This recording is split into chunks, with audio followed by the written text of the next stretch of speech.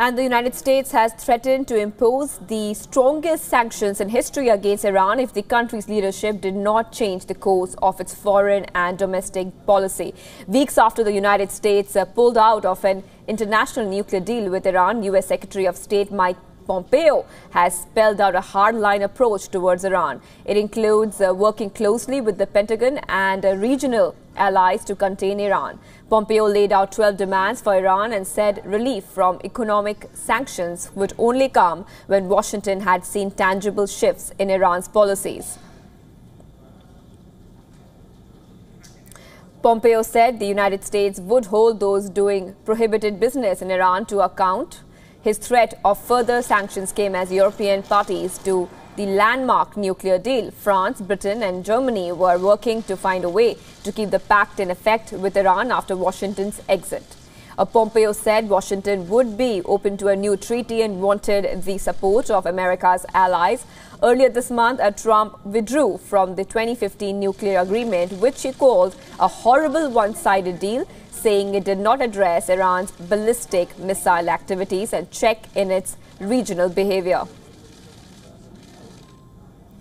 We will apply unprecedented financial pressure on the Iranian regime. The leaders in Tehran will have no doubt about our seriousness. These will indeed end up being the strongest sanctions in history when we are complete. After our sanctions come in force, it will be battling to keep its economy alive. Iran will be forced to make a choice: either fight to keep its economy off life support at home or keep squandering precious wealth on fights abroad. It will not have the resources to do both. And I would remind the leadership in Iran what President Trump said. If they restart their nuclear program, it will mean bigger problems than they'd ever had before. And amid growing speculation over North Korea cancelling the upcoming summit with the U.S., the White House has released a commemorative coin for the meet. In an attempt to mint strong ties, the Trump administration released the Trip coin, mark the upcoming summit between U.S. President Donald Trump and North Korean leader Kim Jong-un that is scheduled to take place in Singapore on June 12th.